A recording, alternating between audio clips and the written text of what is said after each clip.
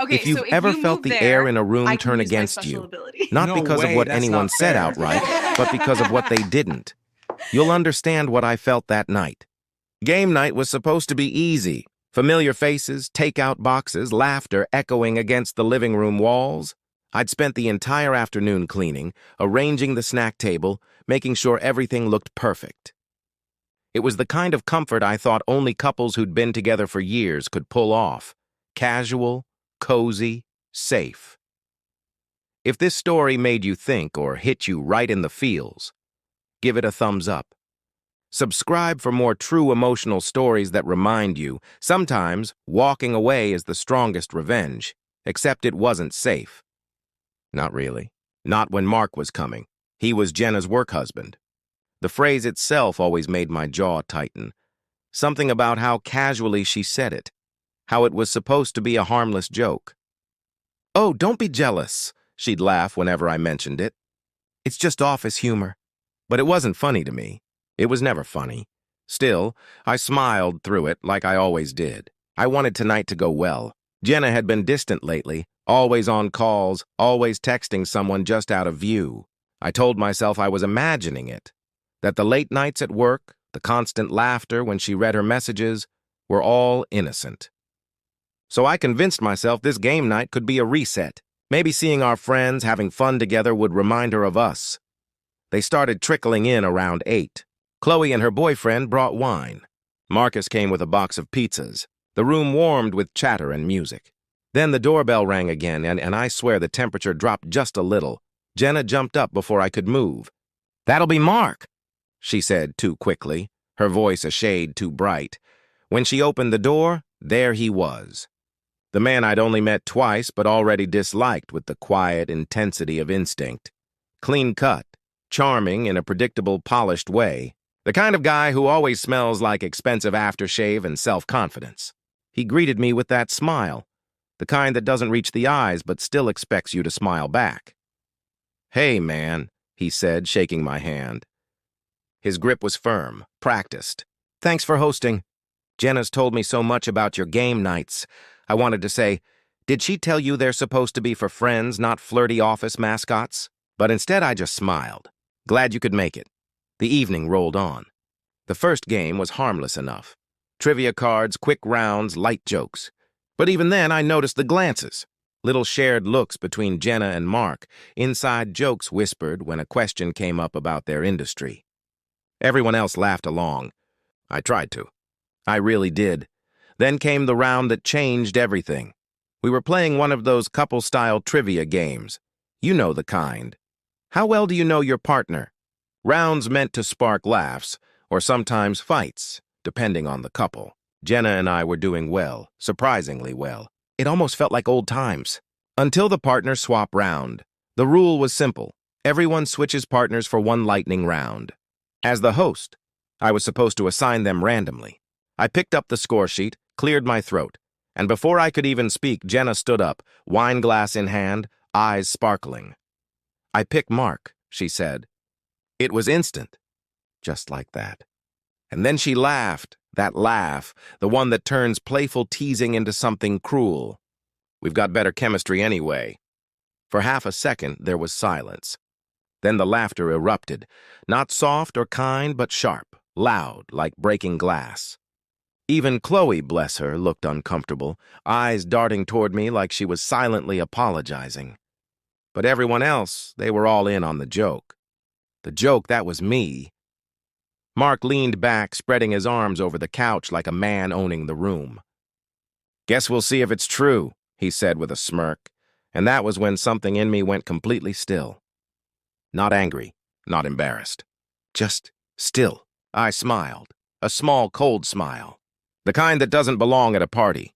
"Team chemistry it is," I said softly. "Let's see what you've got." They won that round, of course. They were in sync, finishing each other's sentences, laughing at the same moments, giving each other high fives that lingered just a second too long. Everyone noticed. No one said anything. By the time the final round ended, I felt like an actor trapped in a play I hadn't agreed to perform in. People were still laughing, drinking, talking, but I wasn't really there anymore. I was somewhere quieter, colder, where the laughter couldn't reach. When the night wound down, I stood by the door, smiling, thanking everyone for coming. Jenna gave me a quick, distracted kiss on the cheek before turning back to whisper something to Mark, both of them laughing again over his phone screen. And that's when it hit me. It wasn't just the joke. It wasn't just the disrespect. It was the ease with which she did it. How natural it was for her to humiliate me in front of everyone. How she didn't even think she was doing anything wrong. That's when I realized something had already shifted long before tonight. I just hadn't wanted to see it. When the last guest left and the door closed behind them, I stood in the middle of the room, the empty glasses, the crumbs, the echo of laughter still in the air, and I felt it. The quiet before something breaks. I barely slept that night. Every time I closed my eyes, I saw her face. Jenna, laughing beside Mark, the wine glass tilting in her hand, her voice echoing in my head. We've got better chemistry. I'd played it cool, smiled through it. But inside, something had fractured. Quietly, almost invisibly, like a hairline crack in glass. You can't always see it right away, but eventually the pressure finds it. The next morning was eerily normal. Jenna hummed in the kitchen as if nothing had happened. She wore my old t-shirt, hair tied up messily, sipping coffee like it was any other Sunday. When she saw me, she smiled, too easily, too casually. "Morning, babe," she said. "You were such a good sport last night." Everyone had a blast. I wanted to ask her what part of everyone laughing at me counted as fun. Instead, I just nodded. "Yeah, great night." My voice didn't sound like mine. She went on, oblivious. Mark texted me, by the way. He said we made a great team.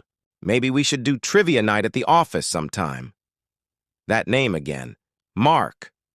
Always Mark. I felt something twist inside me. Not jealousy exactly, but a slow, cold awareness. Like I was finally seeing something that had been in front of me all along, only now the lights were on. That afternoon, I went out for a walk just to clear my head. I needed to think. The air was crisp, the kind that bites a little when you breathe in. Every step replayed the scene in my head, her laugh, his smirk, the crowd's reaction. And underneath it all, a question I couldn't shake. Why was she so comfortable disrespecting me in front of everyone? When I got home, she was on the couch scrolling on her phone. I caught a glimpse of her screen, Mark's name at the top of a message thread. She tilted the screen away the second she noticed me looking. "Everything okay?" I asked, keeping my tone neutral. "Yeah, of course. Why?" she said without meeting my eyes. "Just looked like work stuff." "Yeah," she said again. "It's always work stuff." Except it wasn't, and we both knew it. That evening, she ordered food for the two of us. Chinese takeout, our usual comfort meal. I think that was her way of smoothing things over, pretending nothing was wrong. The thing about Jenna was she hated confrontation. She was great at pretending everything was fine, even when it was clearly falling apart. We ate in silence. I watched her laugh at something on her phone, her thumb moving over the screen in that familiar way, quick, secretive, confident. And that's when the thought hit me, sharp and uninvited. She's talking to him right now. I wanted to ask her, wanted to grab the phone and see for myself, but I didn't. Because part of me knew, once I saw what was really there, I couldn't unsee it. And maybe, just maybe, I wasn't ready for the truth. Not yet. Later that night, while she showered, I noticed her work bag on the chair. Her tablet, the old one she rarely used, sat inside. I brushed my hand over the cover but didn't open it. Not then. Something told me I wouldn't have to go looking. The truth had a way of finding people who stopped running from it. She came out of the bathroom wrapped in a towel, humming softly. Her phone buzzed on the counter, Mark's name lighting up the screen. She froze for a split second, just long enough for me to notice, then quickly turned it over, face down. "Who was that?" I asked quietly. "Just work," she said again. Her voice wavered ever so slightly. I nodded, pretending to believe her. Pretending to still be the trusting boyfriend.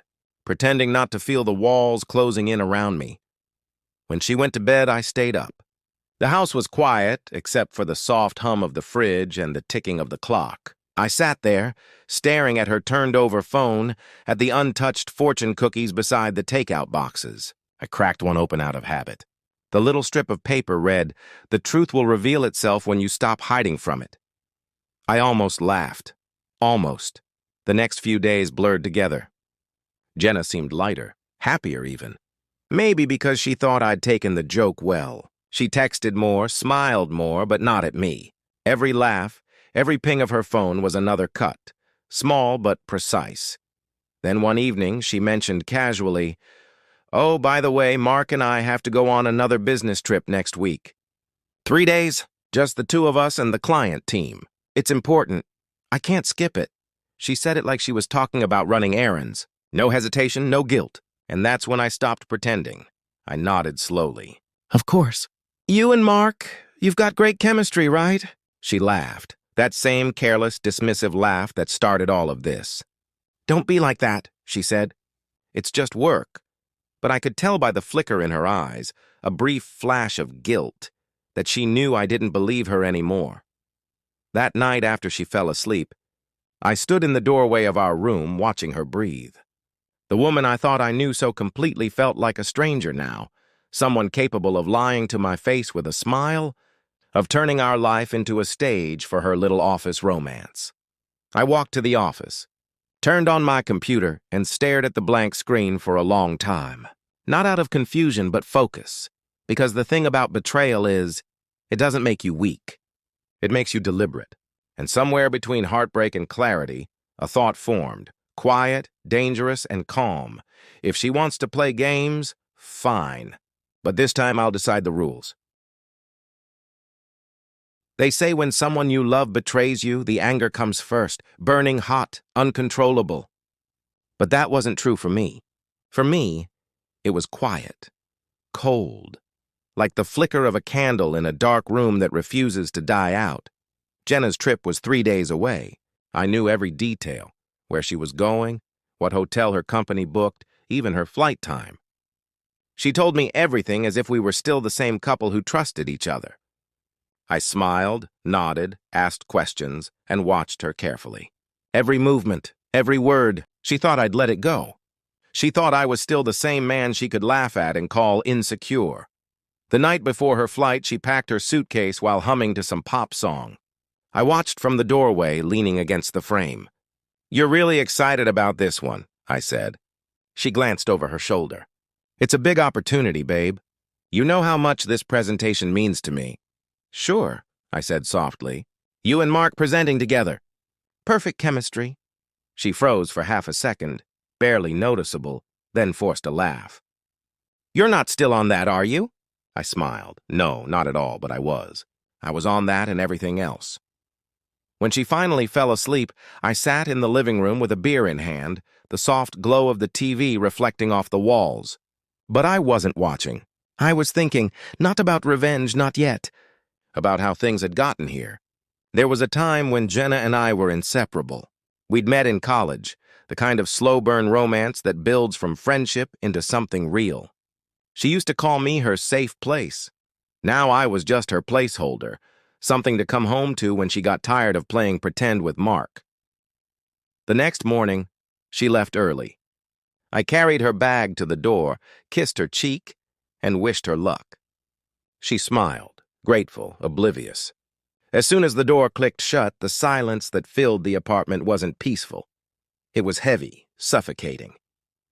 I looked around at our shared life, the framed pictures, the little notes we'd written each other once upon a time, and I realized something brutal. She'd already left me emotionally months ago. The trip was just the final act. I tried to distract myself that day. Went for a run, cleaned the kitchen, anything to drown out the noise in my head. But by the second night I gave in. Her old tablet was sitting on the shelf, untouched for months. I'd forgotten it was even there, or maybe I hadn't. Maybe I'd been avoiding it. I picked it up. The screen flickered to life. Still logged into her accounts. No passcode. The irony hit me hard. The same woman who accused me of being too controlling had left a door wide open into her entire life. At first, I didn't intend to snoop. I told myself I was just curious, just checking. But one tap led to another. Messages, photos, posts, and then I found it. Her private Instagram, the one she used for her close circle, the one she never mentioned to me. Scrolling through, my stomach turned. Photo after photo, her and Mark, smiling, drinking, posing together like a couple on vacation, not co-workers on a business trip. One picture stopped me cold, the two of them clinking champagne glasses, city lights glowing behind them. The caption read, "Celebrating a successful merger." Another one, them wrapped in white spa robes, her hand resting on his chest. Making the most of this conference. Perks of the job. Each picture was another nail in the coffin of who I thought she was. But it wasn't just the cheating that hit me, it was the arrogance, the carelessness. In one post, someone had commented, "That dinner looks fancy. Bet the company covered it." And Jenna had replied, "Mark's a genius with expense reports. We called it a client meeting." I stared at that line for a long time. It wasn't just betrayal. It was fraud. She wasn't just cheating on me. She was cheating her company too. And suddenly, something shifted inside me. That cold, quiet calm from before turned into something sharper, not rage, but clarity. Because she hadn't just humiliated me. She'd destroyed her own integrity, her own career, and still walked around acting untouchable. I took a deep breath, steadying my hands, and began to take screenshots. Every message, every photo, every caption, click, click, click, not out of anger, out of focus. Methodical, like a surgeon making clean cuts. When I finished, I placed the tablet exactly where I'd found it. I didn't feel guilty. Not anymore. In that moment, I realized something most people never do. Sometimes justice doesn't come from screaming or fighting. It comes from silence, from the quiet patience of a man who has finally stopped begging to be respected. I went to bed that night and stared at the ceiling, listening to the faint hum of the city outside. I wasn't sad anymore. I wasn't even angry. I was waiting, because deep down I knew. She'd handed me everything I needed. The proof, the motive, the weapon, and when the time came, I wouldn't miss. The morning after I went through Jenna's tablet, I woke up feeling different. Not broken, not angry, just focused. Like the fog that had been clouding my head for months had finally lifted, leaving behind something sharp and clear. The apartment was eerily quiet without her. Her absence should have hurt. Instead, it felt like the first deep breath after being underwater too long. I made coffee, sat at the dining table, and opened my laptop. The screenshots I'd taken from her tablet were neatly arranged in a folder on my phone. Every photo, every caption, every comment, all evidence. At first, I didn't know what I was going to do with them. A part of me considered confronting her face to face, making her look me in the eyes while I showed her proof of her lies. But no, that would give her power, the power to cry, manipulate, and twist it into my fault. Jenna was an expert at that. I didn't want an apology. I wanted accountability, not just for cheating on me, but for betraying the very thing she claimed to value. Her career, her reputation, her image. That's when I remembered something. A newsletter she'd left lying on the kitchen counter a few weeks ago. I'd barely glanced at it then, but now I remembered one specific line. A welcome note from the company's new head of human resources. A woman named Claire Henderson. It was almost poetic. Their company had been in the news recently for an executive embezzlement scandal. Millions misused, trust destroyed. They'd gone on a full-blown public campaign about rebuilding integrity and zero-tolerance policies. And here was Jenna, their proud marketing manager, posting photos of her spa date and $400 steak dinners under company expenses. They would have to act. They wouldn't have a choice. I opened a new email draft. The cursor blinked on the blank screen like a metronome. I took my time. Every word had to be perfect, not vengeful. Not emotional, just factual, professional, undeniable. Subject: regarding Code of Conduct and Expense Policy. Dear Ms. Henderson, I hope this message finds you well. My name is redacted, and I am reaching out to share information that I believe may be relevant to your company's ongoing efforts to uphold its ethical standards. My long-term partner, Jenna, last name, is currently employed in your marketing department. Recently, I became aware of several potential violations of company policy, including misuse of corporate funds and unprofessional conduct during a business trip. Attached, you will find screenshots and documentation taken directly from her private account, which indicate both personal misconduct and potential expense fraud. I trust that this information will be handled appropriately and confidentially. I am available to provide further context if necessary. Best regards, name. When I finished typing, I sat back and read it 3 times. It was polite, professional, and devastating. I attached the screenshots, every one of them. The spa photo, the dinner receipt, the caption bragging about expense manipulation, the champagne toast, click, attach, send. I didn't hesitate. It was 8:15 a.m. I sat there for a few minutes, just listening to the hum of the refrigerator and the faint ticking of the wall clock. There was no rush of adrenaline, no satisfaction, just an eerie calm. Like pressing a button and waiting for a storm to arrive on the horizon. At 9:00, Jenna texted me, "Landed safe. Hotel's beautiful. Mark says hi." I stared at the message for a long time. Mark says hi. Of course he does. I replied with a simple, "Glad you got there safe." That was it. No hint, no clue. Let her walk straight into the storm I'd set in motion. The rest of the morning passed slowly.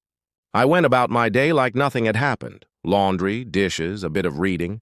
But every few minutes, my mind flickered back to the email. I wondered if they'd opened it yet. If Claire had forwarded it to legal. If the screenshots had already begun circulating quietly through the HR department like a lit fuse. At 10:30, my phone buzzed. A text from an old friend of mine. Someone who worked in a different division of the same company. "Dude, what the hell is going on in strategy? 2 people are getting investigated right now. Big deal. Everyone's whispering." I didn't reply. I didn't have to. By noon, another text came in. Confirmed. Jenna and Mark just got pulled into HR. Something about expense violations. This is insane. My coffee had gone cold by then, but I didn't move. I just sat there staring at the message until my phone buzzed again. They're being walked out. Security escorted them out of the building. No warning. No severance. I leaned back in my chair, exhaled slowly, and for the first time in months, maybe years, I felt light. At 1:07 p.m., I heard the door slam. Jenna's voice echoed through the apartment, trembling and furious. "You!" she shouted. "You did this, didn't you?" I turned in my chair, calm, almost detached. "Did what?" I asked. "Don't play stupid," she screamed. Her eyes were red, her hands shaking. "They fired us, fired! They said an anonymous tip came in about our trip." "You think I don't know it was you?" I met her gaze and said quietly, "So, you're admitting there was something to report?" For the first time since I'd met her, Jenna didn't have words. The fight drained out of her face, replaced by something else. Realization, fear. And that was when I knew. The storm had landed. When Jenna screamed my name that afternoon, it didn't sound like her. It wasn't the same confident voice that had once laughed across dinner tables or whispered, "I love you" before sleep. This voice was raw, cornered, terrified. She stood in the doorway, clutching a cardboard box filled with office junk, a wilted plant, a few notebooks, a framed picture of us from years ago. Her hair was a mess, her makeup smudged, her breathing shallow. For a moment, I just looked at her. Not the woman I'd loved, just a stranger who had detonated her own life and still didn't understand how. "You did this," she hissed again, her voice cracking. "You ruined everything." I stayed seated at my desk, hands folded calmly. "Did I? You sent that email," she said, stepping closer. "You told them about the trip, about the expenses." I tilted my head slightly. "So you're saying there was something to tell?" Her lips parted, but no words came. She blinked fast, her jaw tightening, tears threatening but refusing to fall. "You're unbelievable," she spat finally. "You've destroyed my career over a few stupid jokes and a misunderstanding." I stood up slowly, meeting her eyes. My voice stayed calm, level. "No, Jenna. You destroyed your career when you decided your pride was more important than your integrity. When you decided that laughing at me in front of our friends was funny. When you decided that a weekend with him was worth risking everything you had." She flinched like every word was a blade. "It wasn't like that," she said, softer now, almost pleading. "We were just having fun." "Fun?" I interrupted. Stealing from your company? Sleeping with your coworker? Posting it all online like a highlight reel? That's your definition of fun? She stared at me, wide-eyed. The silence between us was suffocating. You could hear the hum of the refrigerator, the faint ticking of the clock. The world had gone still. Finally, she sank into the nearest chair, her voice trembling. "You've ruined my life," she whispered. "My career is over." I looked down at her. This woman who'd once made me feel like I was her whole world. And I felt nothing, not pity, not satisfaction, just quiet inevitability. "I didn't ruin anything," I said evenly. "You handed them the bullets. I just pointed them in the right direction." Her eyes darted up to mine, sharp with disbelief. "You think you're so righteous? You think this makes you better than me?" I leaned against the wall, crossing my arms. "No, but it makes me free." That broke her. The tears came then, real ones this time, messy and desperate. "Please," she whispered, "we can fix this." "I'll talk to HR. I'll explain." "Explain what?" I cut in. "That you violated company policy and slept with your coworker on the company's dime? That'll go over great." Her sobs turned into trembling breaths. She covered her face with her hands, her voice muffled. "He'll take me in," she said suddenly, like she was convincing herself. "Mark will help me. We'll figure this out." I didn't laugh, but something in me wanted to. The blind confidence of it was almost tragic. "Will he?" I asked quietly. "Of course," she said quickly. "He cares about me. We have chemistry." She pulled out her phone with shaking hands and started dialing. "You'll see." The call rang twice before Mark answered, his voice tight and panicked. "Jenna, what the hell is going on?" "My keycard isn't working. They locked me out of the system." "They fired us," she said, voice trembling, tears starting up again. "They said someone sent an anonymous report." "It has to be him! My boyfriend did this to us." There was a long, chilling silence on the other end. When Mark finally spoke, his tone had changed, colder, clipped. "Reported us for what?" "The trip," she said. "The expenses. But it doesn't matter. I just need you to come pick me up. He's kicking me out. I can stay with you until—" He cut her off. "Stay with me?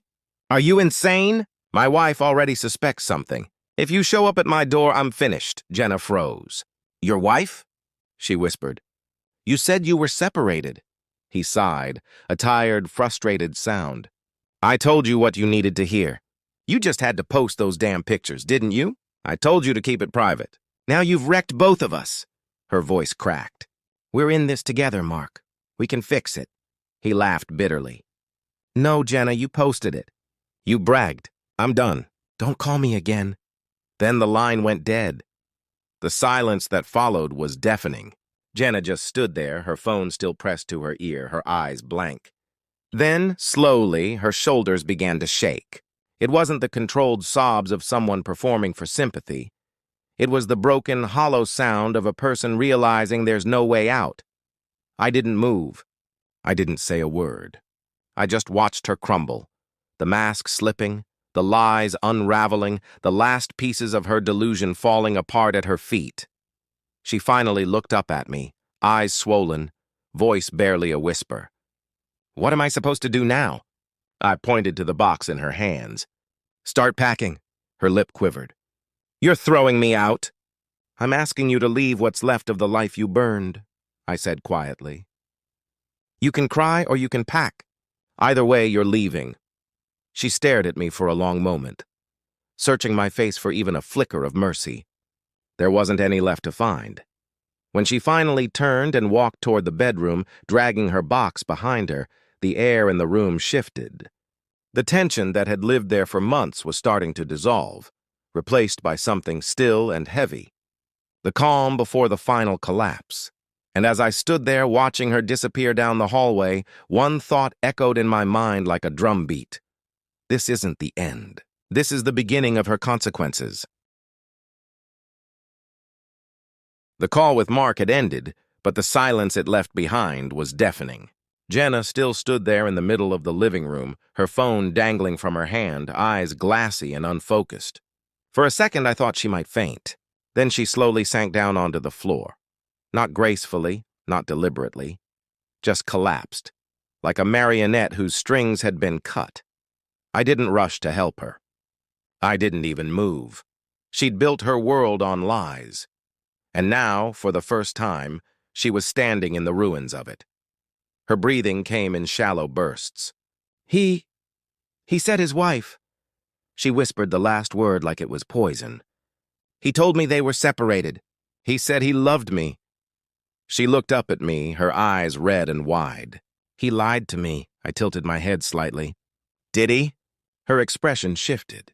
Confusion, disbelief, something like horror. You're enjoying this? No, I said softly. I just think it's poetic. You lied to me. He lied to you. Full circle. Her mouth opened, then closed again. Words failed her. She pressed the heels of her palms into her eyes, trying to hold back tears, but they came anyway, ugly, uneven sobs that racked her shoulders. For the first time since this began, I saw her without the mask. No makeup, no confidence, no control, just raw panic. It should have made me feel vindicated. Instead, I felt nothing at all. I walked to the kitchen, poured myself a glass of water, and leaned against the counter. The sound of her crying filled the apartment. It was strange, how quiet justice could sound. After a few minutes, she wiped her face and looked up again. Her voice trembled, desperate. You have to help me, she said. I can't do this alone. I don't have a job, I don't have anyone, please. I took a slow sip of water. You had me, I said finally. You just didn't want me. She flinched like I'd slapped her. I made a mistake, she said quickly. A horrible mistake. But I didn't mean for this to happen.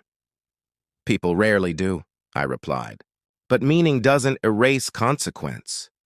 She stared at me for a long time, the kind of stare that begged for mercy but knew it wasn't coming. Then she whispered, What do I do now? I looked at her for a long moment before answering. You start over. Somewhere else. Her lip quivered. You're kicking me out? I'm freeing myself, I corrected. She didn't argue. She didn't scream this time. She just nodded faintly, stood up, and stumbled toward the bedroom. The sound of drawers opening and closing echoed through the apartment, a slow, uneven rhythm of loss.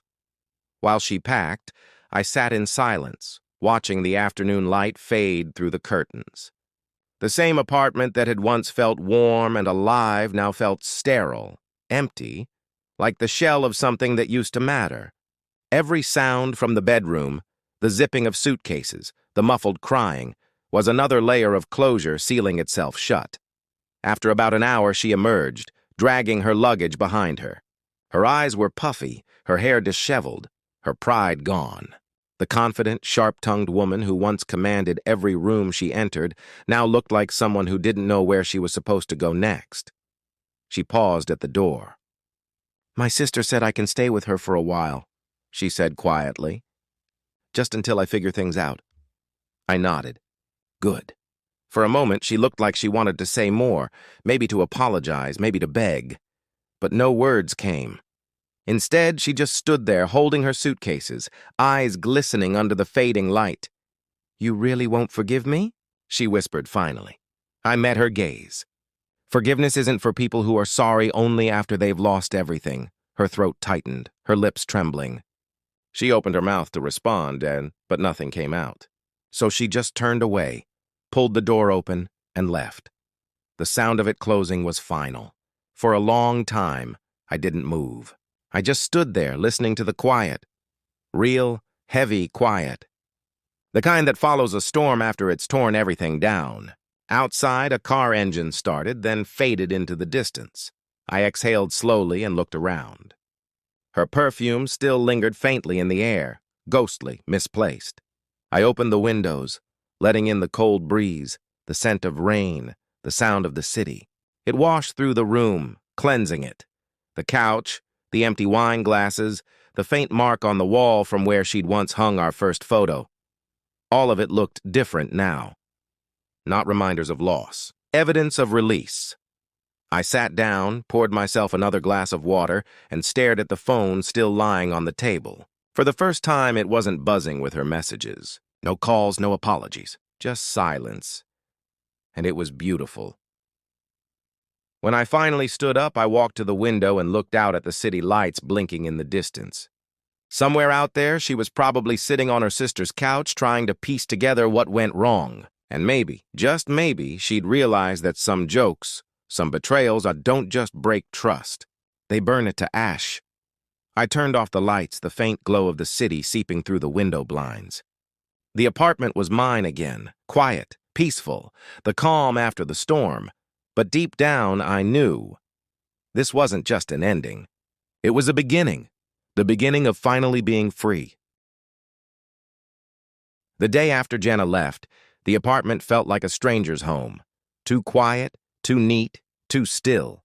No music from her phone, no faint perfume in the hallway, no clattering heels on the floor. Just silence.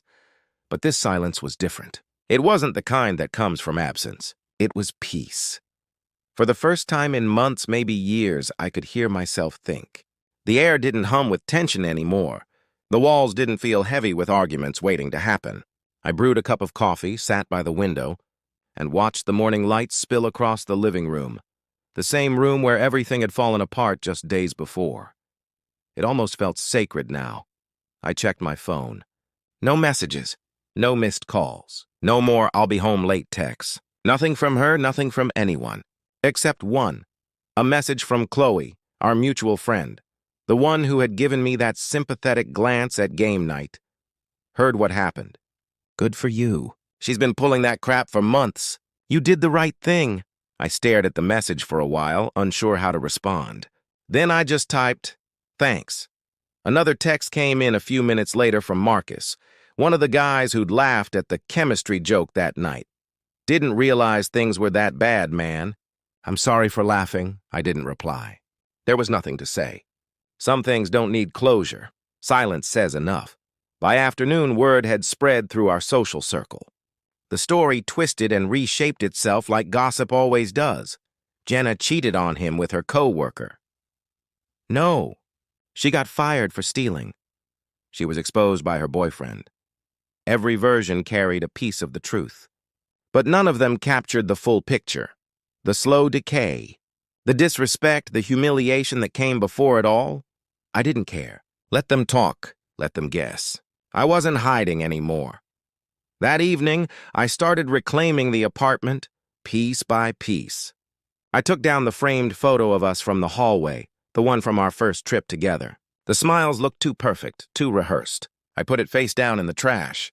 Then I moved on to the bedroom. New sheets, new pillows, new air. The scent of her perfume was stubborn, clinging to the fabric like a memory refusing to fade. But I kept going, scrubbing, replacing, cleansing.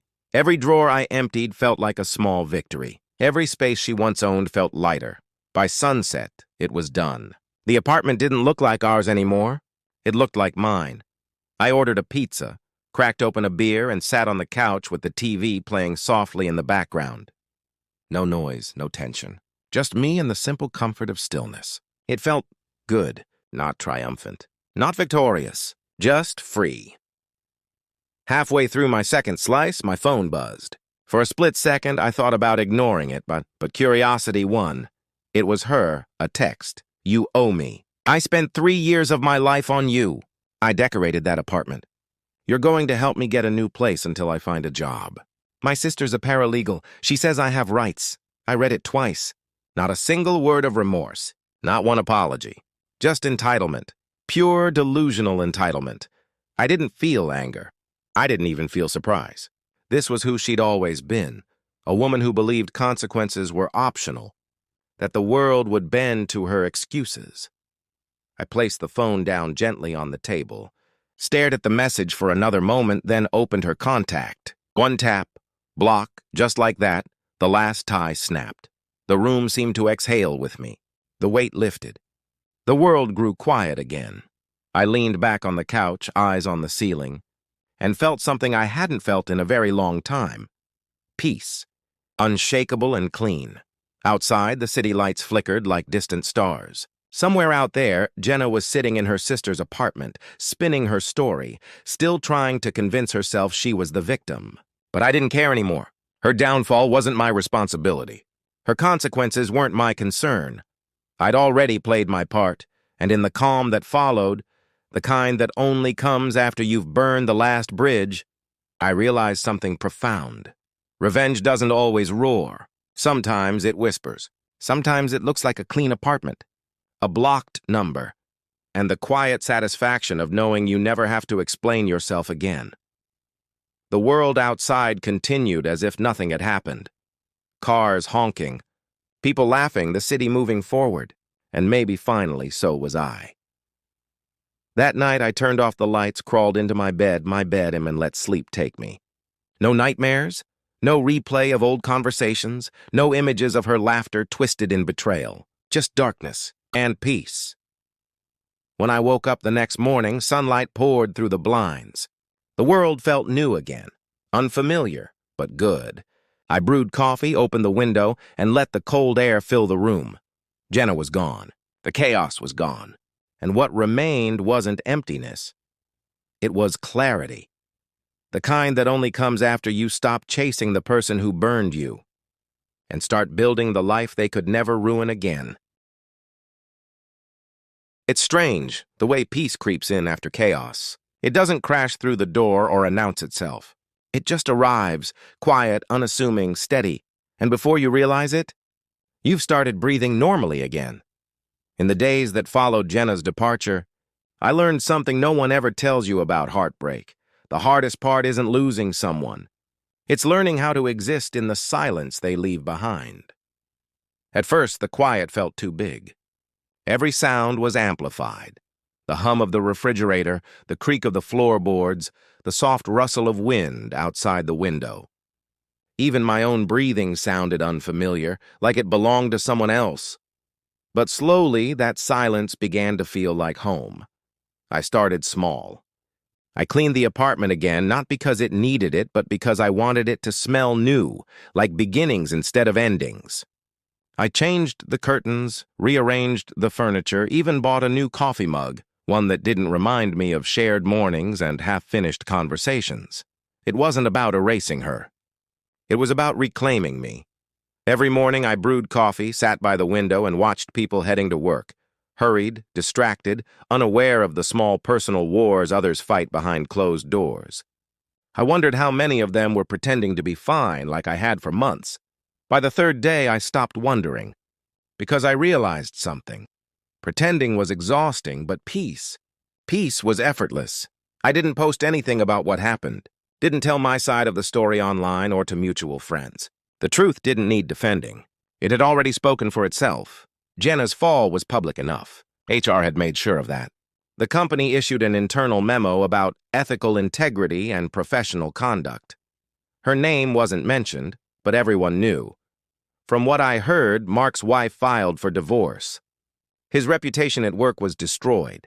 No company would touch him after that scandal. Jenna, on the other hand, was still unemployed.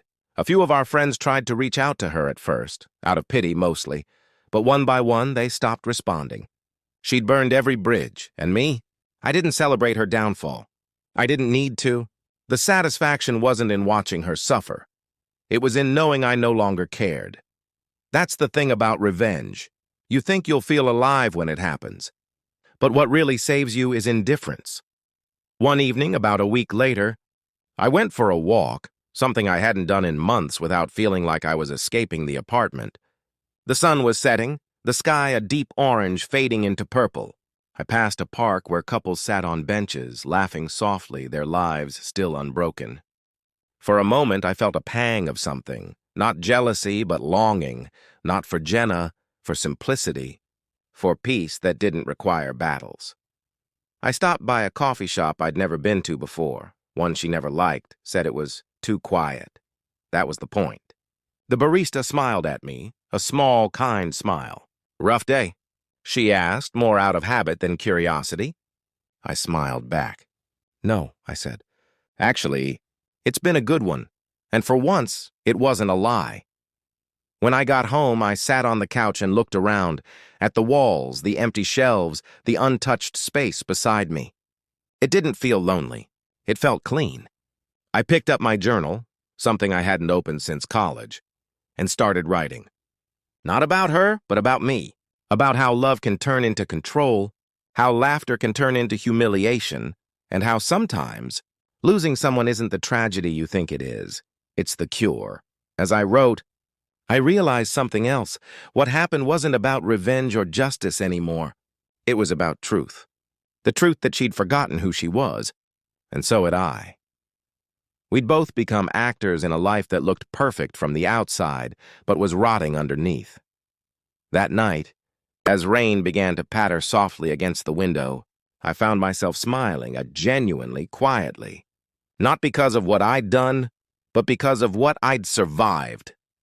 Jenna had played her game. She'd laughed, lied, and lost. But me? I'd walked through the fire, and I was still standing. The next morning, I woke up early, made breakfast, and opened the curtains wide. The sky was clear, the air crisp, and for the first time in a long time, I didn't feel like something was missing, because sometimes the end of a relationship isn't the end of a story. It's the end of pretending and the start of living honestly. As I sat there, sipping my coffee and watching the sunlight crawl across the floor, a thought came to me, simple but true. You can't rebuild peace with someone who thrives on chaos. But you can always rebuild yourself once they're gone, and for me, that was enough. This chapter is calm, reflective, and full of inner strength. It's the narrator's quiet evolution. Not revenge, not sadness, just understanding and peace. Closure isn't an event. It's not a conversation or a letter or an apology.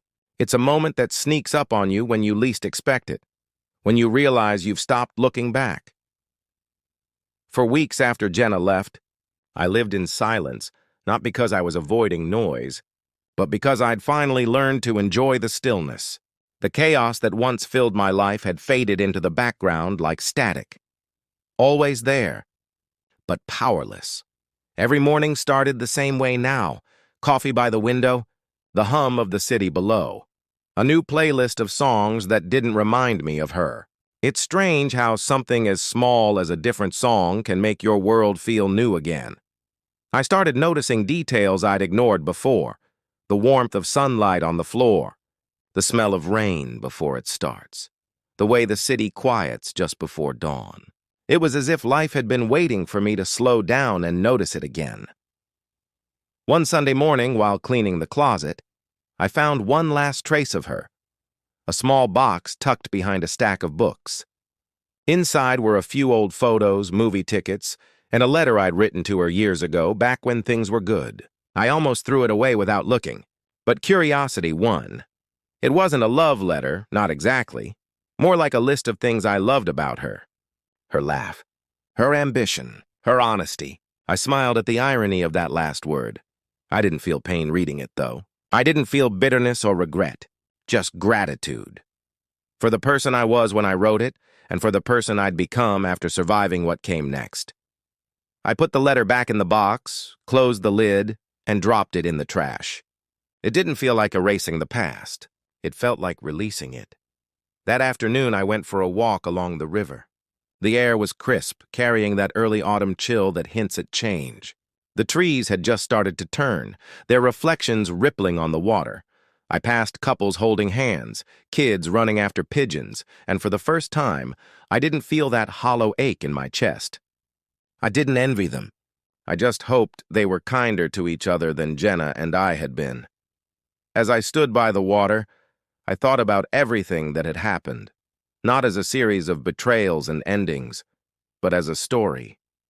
One that had shaped me, taught me, hardened and healed me all at once. The truth was simple. I had loved someone who wasn't capable of loving me back, and I had held on long after she'd already let go.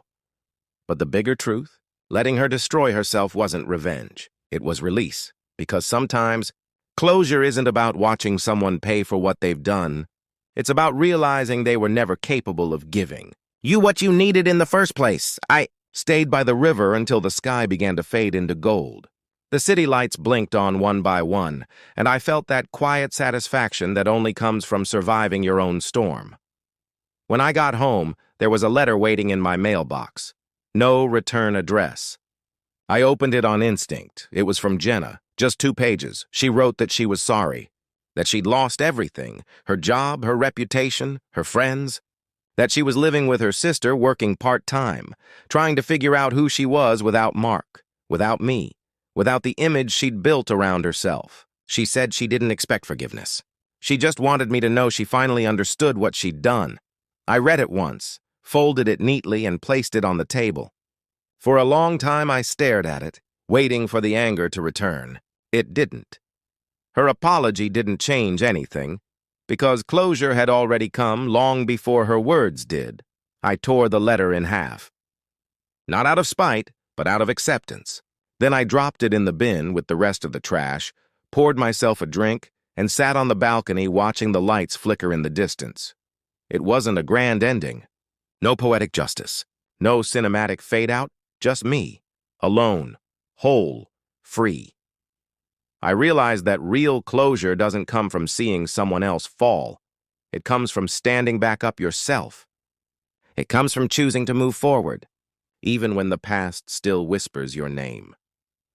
That night, as I lay in bed, I thought about the man I was before all of this, the man who smiled politely while being disrespected, who mistook endurance for strength. I wasn't that man anymore. The betrayal had changed me, not into someone bitter, but into someone wiser, someone who knew that love without respect is just a slow kind of destruction. And as I drifted into sleep, a final thought crossed my mind, soft, clear, certain.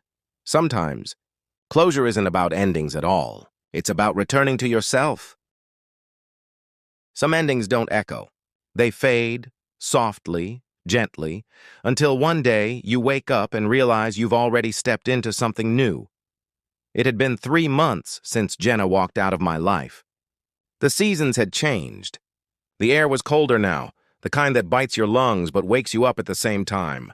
The city moved on, as it always does, endlessly indifferent to personal heartbreaks.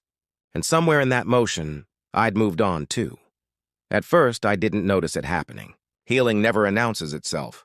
It hides in the small things, like sleeping through the night without replaying arguments, or going a full day without thinking about someone who once defined your world. The pain didn't vanish overnight. It just thinned, like smoke dispersing into open air. And what replaced it wasn't joy exactly, but peace. A kind of quiet contentment that comes from knowing you survived something meant to break you. My days found rhythm again. Work, gym, evenings spent reading or walking along the same river where I'd once stood in reflection. I'd nod at strangers, smile at baristas, laugh at small things. Life was happening. And for the first time in a long time, I was part of it again. Sometimes I'd catch myself wondering where Jenna ended up, whether she ever found her footing again. But the thought never lingered long, because I finally understood closure wasn't forgetting her. It was remembering without hurting. One Friday afternoon, I met Chloe for coffee. She was the only one from our old group I'd stayed in touch with, the one person who hadn't treated my pain like gossip. She slid into the seat across from me, smiling warmly. "You look different," she said. "Lighter," I chuckled. "That's what happens when you stop carrying someone else's baggage." She nodded thoughtfully. "You did the right thing, you know. I was there that night. Everyone laughed, but I saw your face. You didn't deserve that." For the first time, hearing about that night didn't sting. It felt distant, like a story that happened to someone else. After she left, I walked home through the park. The air was crisp, the trees nearly bare. The world was shedding its skin, preparing for winter, for rest, for renewal. I realized I was doing the same. When I got home, I cooked dinner for one, not out of loneliness, but out of comfort. Every movement felt deliberate. The sizzle of the pan, the steam curling in the air, the simple act of setting one plate, one fork. I'd spent years trying to build a shared life. Now, I was learning how to build a whole one. Later that evening, I sat on the balcony with a blanket and a cup of tea, watching the city glow beneath me. The wind carried faint laughter from a nearby bar, music from a passing car, and the soft hum of life continuing, unbothered, unstoppable. And I smiled, not because I'd won, because I'd finally stopped fighting battles that weren't mine to win. The scars were still there, of course, but they weren't ugly. They were reminders, proof that I had endured, adapted, grown. Sometimes people think healing means going back to who you were before. But that's not true. You never go back. You become something new, stronger, quieter, wiser. As I looked out at the lights, I realized something I hadn't before. Maybe this was always how it was supposed to end. Not in anger, not in regret, but in understanding. Because maybe love isn't about permanence. Maybe it's about lessons.